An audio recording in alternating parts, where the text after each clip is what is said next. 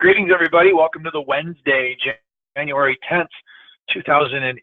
I have to get into the habit of saying that. 2018 episode of Free Webinar Wednesdays. This is Eric Cook with WSI Digital Marketing, where we work with businesses and organizations in helping them better understand and leverage the power of the internet as a strategic business tool.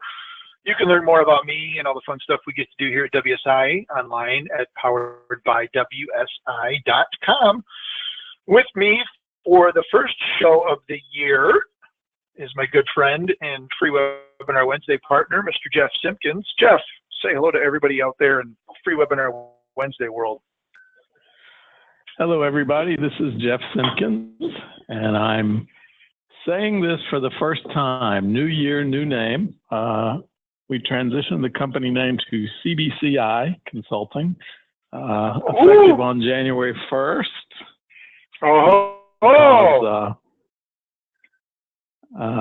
We do work with more than community banks, and I've been thinking about it a long time, and now it's official. Wow, I'm going to have to get in a totally new routine. My good friend Jeff Simpkins from CBCI. I'm sure I'll mess that up at least a dozen more times down the road, so feel free to jump in and correct me when that happens. So, well, congratulations on that shift, Mr. Simpkins. Thank you. We're doing it through a transitional period. Everything for the time being says CBCI, formerly Community Bank Consulting, Inc. Cool. So before we jump in and I guess do our official show, is there any other update or news or product services or anything else that you're doing that might also be worth mentioning and get it saved for prosperity's sake in the wonderful world of webinars? Right this moment, I'm working on some new product development, so stay tuned. Cool. But as far as the operational assessments and efficiencies and everything else that you've been doing, there's no plan on removing services at this point, so those will all still be part of your bailiwick. Is that a correct statement? Exactly. Cool. For a number of years, I've worked with some credit unions, some finance companies. As you know from discussions we've had over the years, I've also got a significant amount of business or significant amount of experience in working with small businesses. So I actually would like to add some opportunity to do some work with small business and startups again. So cool. Hence the decision to change the company name. Yeah, cool. Well, for I guess then for any bankers that are listening either live or on recording, obviously CBCI is still available, but now you can maybe even make an introduction as a business partner and bring Jeff in and work his magic with some of your clients to help them, on the business commercial lending side of the fence. So that makes good sense. I've had a couple of banks that have actually introduced me to some of their commercial clients where we've done some web development for them, and they've given my name to one of their customers that's talking about a new website or interested in ADA compliance or thinking about doing digital advertising but don't know really where to start. We probably don't pursue that maybe as, I don't want to say aggressively, but we probably don't pursue that avenue as much as maybe what we could, because we really love serving banks. But like you, we do work with, businesses outside of the banking space as well, and actually had a nice appointment last night with an engineering firm over in the Detroit area. And, so banks are a lot of fun to work with, but sometimes getting outside of banking, you kind of are reminded that not everybody is as concerned about compliance and board approval and regulatory oversight as maybe our banking brethren. So things move a little bit faster sometimes in those worlds. But doesn't mean we love banking any less. So, well, cool. Well, good for you, Mr. Simpkins. That's awesome. So, yeah. So And since this is kind of the first show, I guess, of the year, I know we had some challenges towards the end with the holidays, and then last week stuff just didn't work out. A very happy new year to you. How's your year starting off? Anything that you've got set as a resolution? Obviously, the name change is probably the biggest one. But any plans or thoughts for the 2018 that you'd like to share with, as long as we put you on the, the therapy couch and start asking you more questions?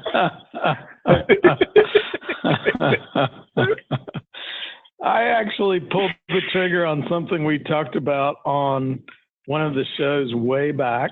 Okay. My good friends at Amazon delivered a Rocketbook Everlast to me this week. Whew, now that's the Chromebook, right? With the Chrome OS? No, the Rocketbook Everlast. I'm surprised you don't have one of these. It's the notebooks that you, it's a resin material page that you write on with the, I think it's a Pilot. Oh, gotcha. Pen. Okay. And it's got an app that you just check a little icon on the page and take a picture of the page with the app, and it uploads it to Google Drive or email or Evernote or many different services. All right, so I'm pulling it up here. So I still have yet to do my housekeeping announcement, but now you've got me chasing a shiny, so I need to take a look at this and remind me. So, all right, so I've got the Rocketbook Everlast. Now it's coming back. Is this the one that you stick in the microwave? This is not the one you stick in the microwave. This one actually comes with a little cloth, and you just put a few drops of water on the cloth and wipe it off like a whiteboard, and take the dry area of the cloth and shine it up, and you are ready to go. The microwave version of the Rocketbook, I think those are only good for 5 zaps in the microwave. These claim to be usable indefinitely. Interesting.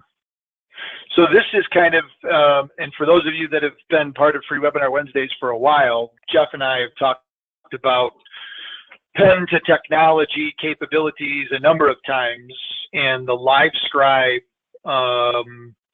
is probably what I'm thinking of mostly, which was the special paper with the textured kind of background, and the pen itself had an infrared scanner that tracked where you were writing, and it would scribe it, and also had a audio recorder that would record what's going on around you while you're actually writing and synchronize that up. So obviously this isn't doing that level, but you don't have to remember to recharge the pen.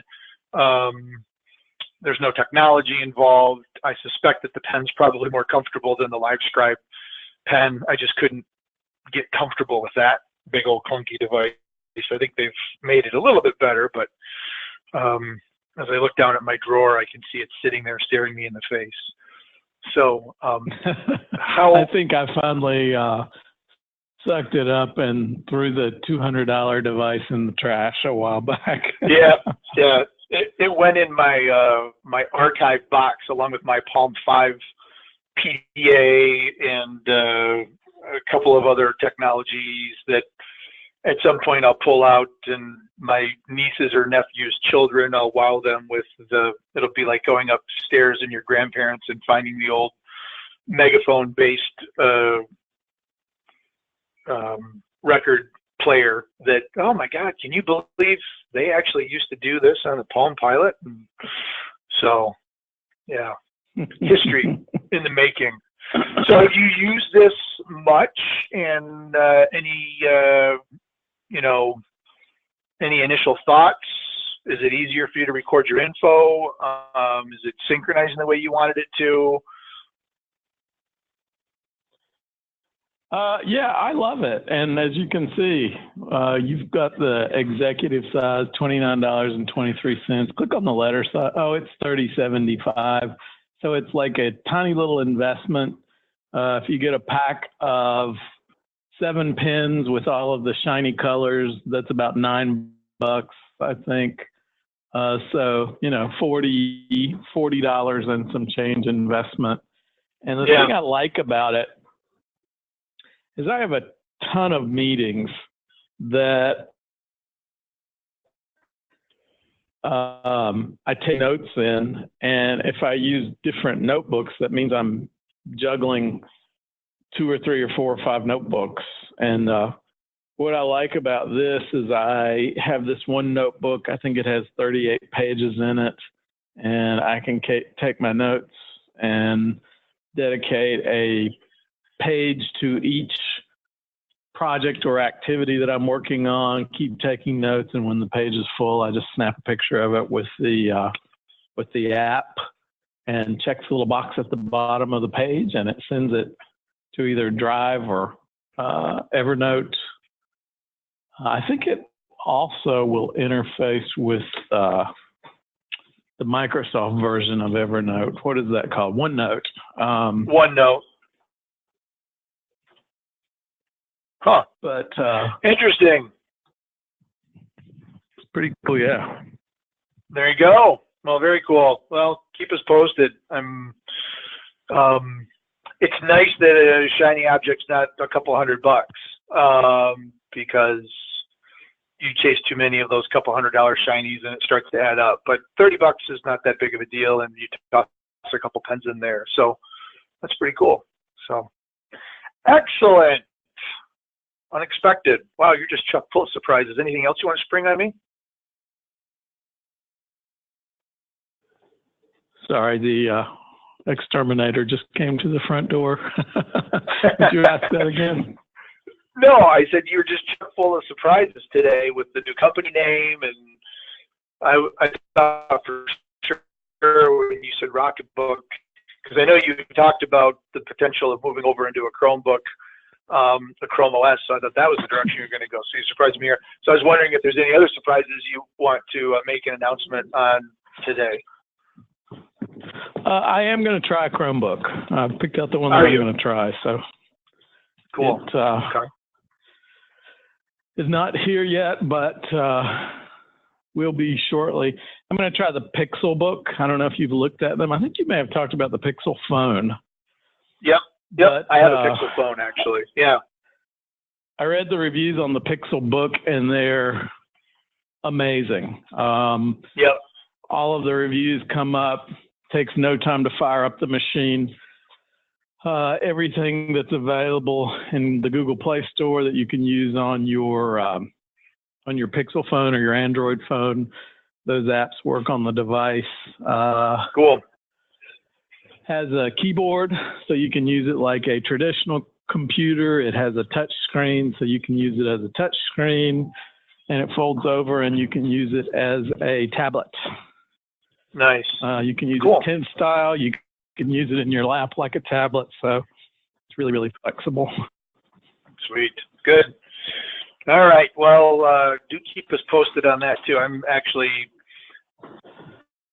You're an iPhone person getting a Pixel Book, and I'm a Pixel phone user spending more time on my iPad Pro, or not the Pro, the iPad.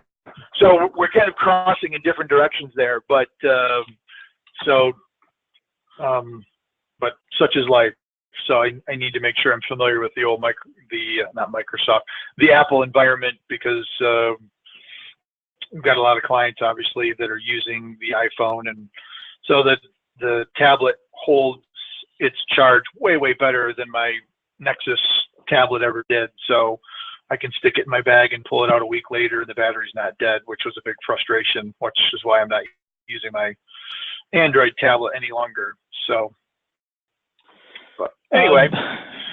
Google says that the Pixel Book will last up to 10 hours based on the reviews that I've read. Yeah. You can probably get about 8 hours out of it. Legitimately, sure. Since we're talking about Google devices, you can do your spiel if you want, but why don't we take a minute and you can talk about your Pixel book. We'll kind of tie these together. You mean my Pixel phone? Yeah, your Pixel phone, I'm sorry. Yeah, yep. Well, I just have the first gen Pixel phone. So it's the second gen, they've been having some reports of screen burnout and a few other things. But when Google came out with the whole Pixel line, those of you that have got phones from carriers know that unless you've got an iPhone, the carriers are notorious for bloating those up with all sorts of extra Samsung stuff or Verizon stuff or Sprint stuff. And the Pixel line is really kind of the first pure version of Google. We're already upgraded to the Oreo operating system, which is their latest and greatest, and most of the Android phones out there are still back a generation. I am experiencing some battery life issues. I think that's probably just because I'm such a hardcore app monger that I've got so much stuff running in the background. Probably once every 12 to 16 months, maybe even sooner than that, I probably need to just do a complete restart and build it back up from scratch, because there's probably a bunch of things that are running in the background. But I really like the pure Android environment that the Pixel provides, and being a G Suite user and its integration, they've recently allowed for you to share Google Photos libraries, so you can pick a trusted individual. And so my wife and I both have the same Pixel phone, and so now when I take a photo, it shows up on her phone and vice versa. So we were using a Dropbox synchronization for that, and we no longer need that, although we're still doing it just for backups. But the Google environment has kind of made some leaps and bounds over the last few months with new looks and feels for Google Calendar and some other stuff that's come around that's made it pretty cool. But the Google Photos synchronization now with a trusted, I think they call it a trusted agent or a trusted connection, makes it really nice. Since we have a new puppy in the household, I don't know if you knew that. Maybe you've seen some posts on Facebook. That's your news. So that's my news. But we welcomed an 8-week-old golden retriever whose name is Winnie into the home on December 23rd. So we're taking a boatload of puppy pictures, and so now if Alicia catches her in an innocent moment, or I do, we now have the benefit of seeing that regardless of who takes the picture. And if you can catch a puppy in an innocent moment, that's a good thing. So yeah. So, but I suspect that the Pixel phone and the Pixel book, the whole Pixel ecosystem, it'll be interesting to see how that evolves even more so this year, because I've heard the plans to kind of, if they're going to bring the Pixel Chrome OS versus the Android OS, if they're going to look at merging those and making them a little bit easier to work with. I know that's always been a concern or a question about some of the Mac users is there a way to take a tablet operating system and merge it and make it more compatible with the laptop and create a seamless one device experience instead of having two separate ecosystems? And that could very well be what Android is trying to do with their Pixel line, because they've made it easy for people to download apps from the Play Store regardless, but still use it more on a laptop style environment. So I'll be anxious to hear your thoughts. I know you're a pretty particular user and have some things that you like. So I value your opinion, and we'll see how you like it. Well, for many of the reasons you mentioned, is why I decided to give the Pixel book a try. I was, as you probably remember, a couple years ago, I switched to an iMac. So my primary computer is a desktop computer. I have kind of surprised myself with this. I truly am no longer tied to a computer. Any of my computers could die and it would be perfectly okay, because I've done such a good job of moving stuff into a cloud environment. Google has really helped me with that. G Suite for Business, I would say that's probably the most significant software you and I both use in our businesses, or at least one of the top five. But both of my notebook computers died within the last year. My MacBook Air that I bought in 2011 finally bit the bullet and won't even power up anymore. So, bummer. When I was figuring out what I was going to do to replace that, I decided to give the Pixelbook a try. Cool. Good. A comment, you mentioned you have battery issues with your phone. Same is true of my iPhone. I think because I started using so many services that use geofence when I am down the street from the house after dark now, it turns the lights on and does some things like that. I think that probably on any phone just does a number on the battery life. Yeah. Cool. Well, keep us posted. This will be exciting. So I know there's a handful of programs that I use that I've got to have a traditional operating system for. So, so at this point, knock on wood, my laptop is still rocking and rolling and doing a good job, but I can see this as being maybe more of a travel device, or being able to have something that's a little bit smaller form factor and toss it in a bag. It's not a lot of extra bulk, easy to use, in an airplane seat, and not having to worry about battery dying on you because it's going to last a little bit longer. So, it'd be cool. Keep us posted, Mr. Simpkins. Will do. Sweet. Well, a couple of things that I actually had planned to talk about revolve around LinkedIn, and we talked a little bit last year about Microsoft's acquisition of LinkedIn a few years ago and some of their plans. We actually performed our first of what I hope will be many more to come, full-day LinkedIn, social media, kind of social selling boot camp training classes.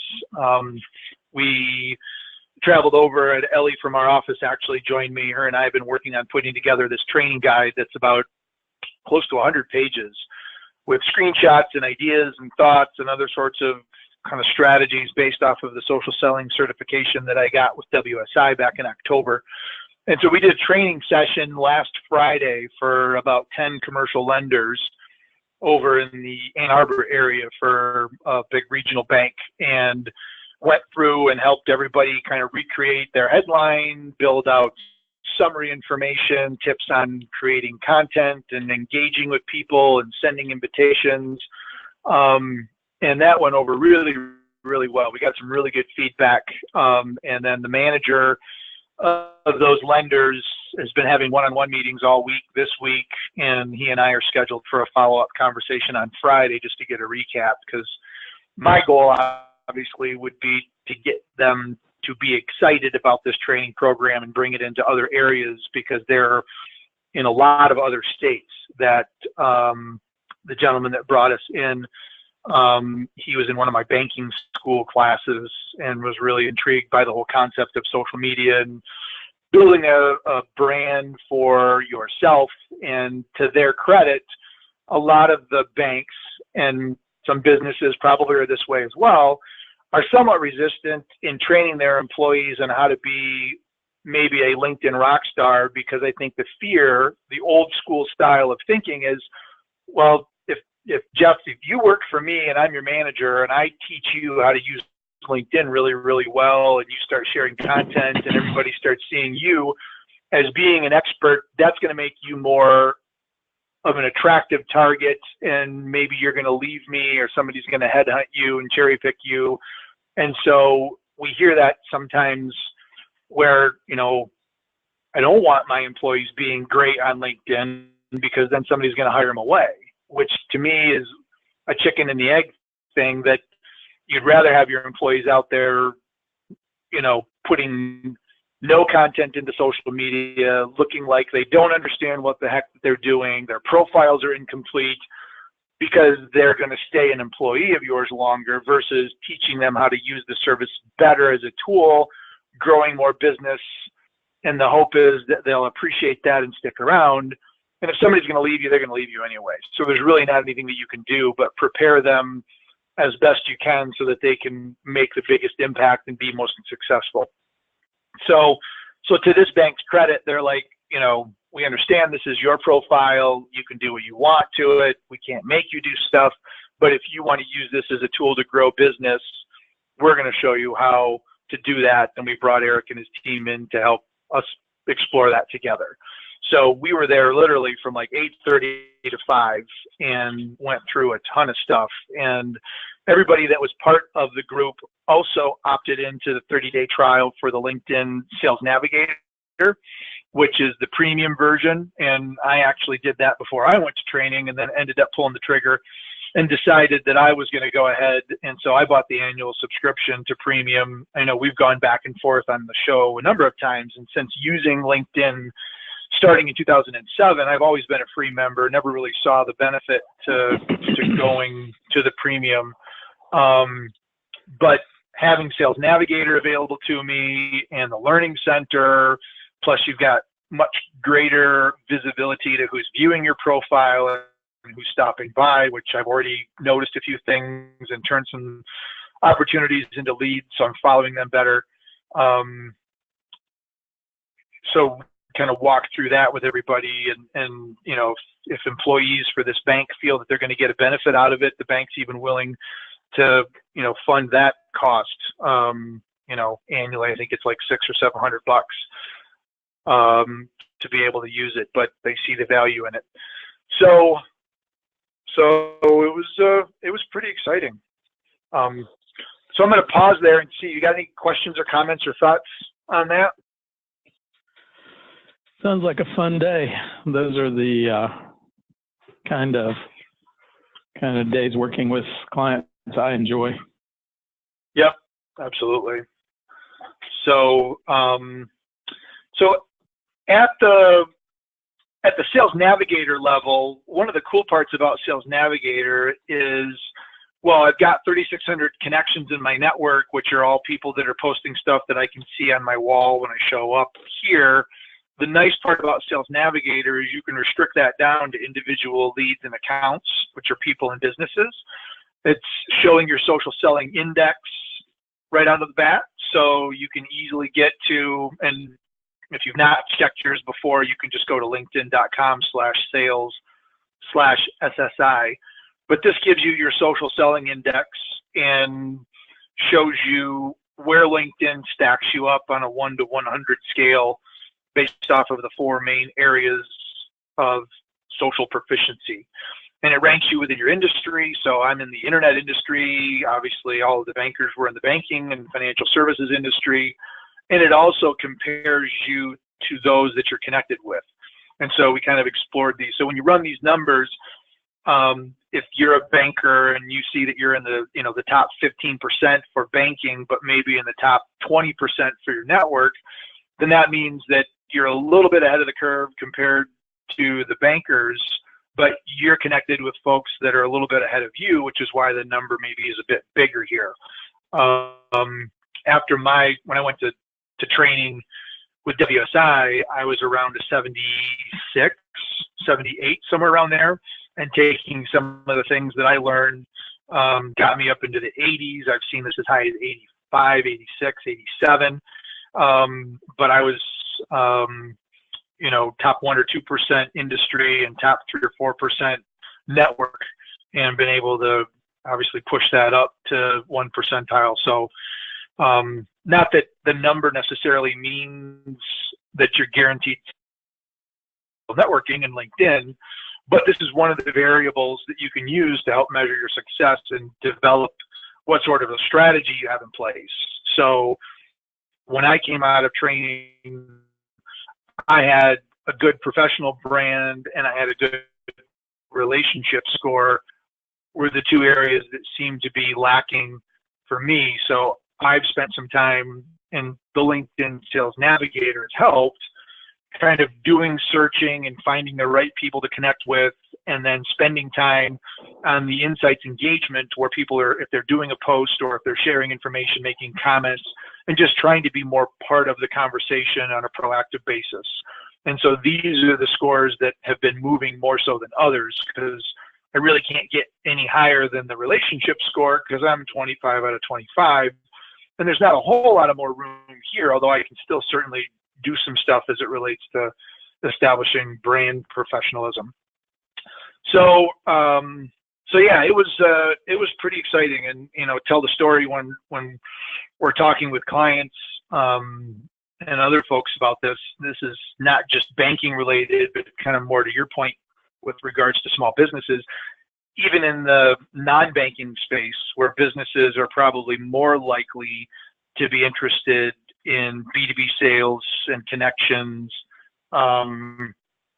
this could be an element that a bank could sponsor and bring in and do some training for their small business customers, or we actively go out and seek small businesses as opposed to bankers, because the compliance world and inaccessibility to social media on bank computers and devices still is a little bit of a challenge. But we're pretty excited about where the LinkedIn training has the potential to make an impact in 2018. So the other cool part about the Sales Navigator is the LinkedIn Learning, which LinkedIn, prior to Microsoft's acquisition, bought a company called lynda.com, Lynda, and their subscription for their online learning portal is about $30 a month. So as part of your Sales Navigator subscription, you get access to all of these different online courses. And when you complete a course, that course can actually be posted directly to your LinkedIn profile as a proficiency and a skill. So if I finish a course on Facebook or Google AdWords, that then goes up into LinkedIn. It says I've completed a course and received certification from LinkedIn Learning. It goes out to my network. So even more ways for you to demonstrate subject matter expertise and kind of what you do. So on the business side, obviously, commercial lenders maybe won't really give a rip about proving that they know Excel or Office 365, but they can go through and look at things like, customer service or creative planning, or if they want to get into some HR or leadership and management. These are all areas that would be nice to demonstrate. If you're a commercial lender, what can you learn about small business and entrepreneurism that might give you the ability to have a better conversation with your small business and entrepreneur customers that might help them in their day-to-day operations. So, so some cool learning opportunities just to make sure that you're always moving your brain forward. So the biggest challenge is just finding enough time to make sure that you get it all scheduled and done. But when you look at all the stuff that you're able to get, and these all have got their own dedicated apps, you can take these courses and you can download them directly to your tablet or your phone. So while you're out of the office and traveling, you can actually go through, and it, much like the Kindle app, it'll synchronize where you're at in the training when you get back online. And if you've gotten 4 or 5 pages into training, it'll remember when you get back to your computer and move you forward. So kind of a cool little thing. So if nothing else, the 30-day trial, when you've got a block of time and you're interested in giving it a shot, it's something that I think would be worthwhile to pull the trigger on, just to play around with it. So have you ever taken the upgraded trial just to kick the tires? I have not. I got invited to try the lynda.com and did not, but it looks interesting. Yep, kind of cool. So yeah, so anybody out there interested in chatting about LinkedIn, hit me up, because I'm pretty excited and we've been seeing some pretty cool stuff. So I've been kind of following some other people that are much further down the line than I am, developed online learning courses and training. There's a guy by the name of Josh Turner. We sat in on a couple of his webinars and actually pulled the trigger on one of his books called Connect. So we're going to go through that. And I got the Kindle version with the Audible option, so can listen or read. And, you know, I'm thinking with LinkedIn now being integrated more intentionally into the Microsoft arena with things like Outlook.com and Office 365 and Microsoft Dynamics, their CRM. You know, when you get into a Microsoft product and go to fire up an email, you very well could be seeing somebody's LinkedIn profile in the right-hand rail of your email program saying, hey, before you click send, would you like to know what Jeff Simpkins has been talking about on LinkedIn? And there's been apps out there like Rapportive and a handful of others that have integrated some of that. But now Microsoft's kind of building this into their ecosystem. And so the more we see this as being kind of a business tool, I think that just kind of further justifies and warrants why all types of organizations should rethink their LinkedIn and kind of professional business strategy if the B2B space is an area that they want to be relevant in over the next, 12 to 18 months. So, and you can see I signed up for Danny Sullivan's SEO course, but I haven't gotten very far through it, but he's pretty much a guru in the world of SEO, so I'm looking forward to spending some time with Danny. I guess the other thing that I wanted to mention, just as it relates to our business and kind of what we've been keeping an eye on from a WSI perspective and the evolution of connecting and engaging with consumers, is whether you're in banking or business or whatever, the whole concept of marketing automation. And this is an interesting article that one of my colleagues out of Toronto found over at Chief Martech that just talks about the number of players that have entered the marketing automation space. And by marketing automation, we're talking about the ability for a system to send email, track site visitors, do things like reverse IP targeting, so we can determine if a business visits a website, what IP address are they coming from, and what business is that IP address registered to. So if somebody from XYZ Corporation stops by my website, I can see XYZ Corporation in my visitor list. Google Analytics isn't giving you that data, and the marketing automation platform does. And so if you just left a chamber function or a business networking activity and talk to somebody at XYZ company, and you see that someone from XYZ company visits your website the next day and looks at a handful of pages on your website that happen to have been things that you were talking about, there's a pretty good shot that you piqued an interest in that individual, and either he or she or someone in their office has decided to come on your website to learn more because they like what you were talking about. Hey, I just met this guy, Jeff, hop over to the CBCI site and look at some of his, operational efficiency services that he offers. And so as you're looking for buying signals and other sorts of, I guess, positive indicators that, people are interested in potentially doing business with you, that marketing automation code and its tracking tied into things like email and web forms and lure pieces like PDF downloads and other sorts of things can be a pretty powerful. But this infographic is kind of interesting because back in 2011, you look at the number of companies that were really focused on marketing automation, and now you look at 2017, just the explosion. And, WSI has picked a couple of companies that we partnered with that hopefully help folks like myself avoid chasing squirrels and finding a couple that are really good, because everybody has kind of a niche, but most 80 to 85% of what you're going to find in a lot of the marketing automation platforms are going to be pretty similar. It's just what that 15% or so offer that what's really going to be the right fit.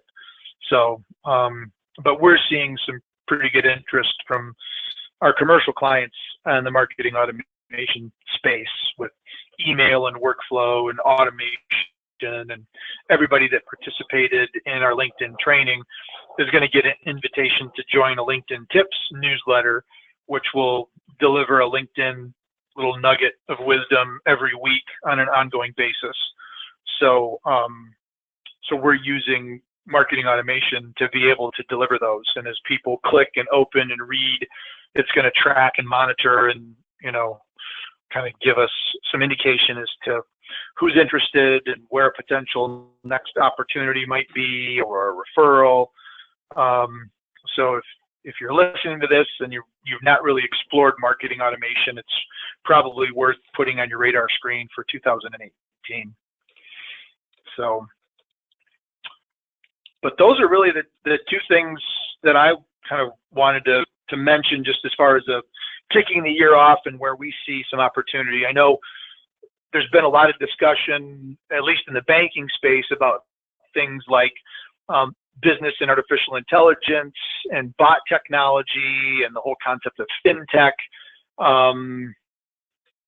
which is a little bit of a challenge for some of our smaller community bank clients, having so much reliance on their core processors and data centers. But, the days of, somebody walking into the office, whether it's a bank or any business, and deciding to do business with you, just good old fashioned, is starting to become harder and harder. So the digitization and online relevance just continues to gain importance. So, which is keeping us nice and busy and hopefully gainfully employed for the long-term foreseeable future. So with that, that's about all I've got, Mr. Simpkins. Anything else on your brain that you'd like to toss out there for the good of the order? No. Sounds good. Sounds very interesting. Cool. Sweet. When's your Pixelbook getting in? Probably this week. Cool. When you get it, call me. I'm very excited to hear how it goes. So we'll make sure that you get GoToWebinar installed on it, and you can give us a tour. You can give us a tour when you get a chance to get your feet wet. Cool. We'll have to have Greg on and talk to us about his ideas on the Pixelbook. Yeah, that'd be a cool conversation. So good. Well, I think that brings the show to a close. We'll wrap a little bit early, which actually kind of works good for me because I've got a 2 o'clock that I need to prep for, and I was kind of hoping we'd not squeeze that too close. So look forward to future free webinar Wednesdays at freewebinarwednesdays.com. But thanks for joining us live and or listening to the recording. And if you got a thought or an idea or a suggestion for a topic that you'd like to see covered in a future show, or a guest that you think might be a good addition to the Free Webinar Wednesday family, and maybe they've got some interesting information to share, feel free to let us know. We've kind of gotten away from bringing guests on over the last several months, and I think when we did that, it was kind of nice, although I also enjoy my Jeff time every week. So, but if those of you that are listening to the show have got a suggestion or something you'd like us to cover in a little bit more detail, we're always open to ideas and feedback. So drop us a note, and we'd love to hear from you. But until next time, Eric and Jeff signing off. Have a great rest of your week, everybody, and we'll see you online at freewebinarwednesdays.com. Take care, everyone. Bye-bye.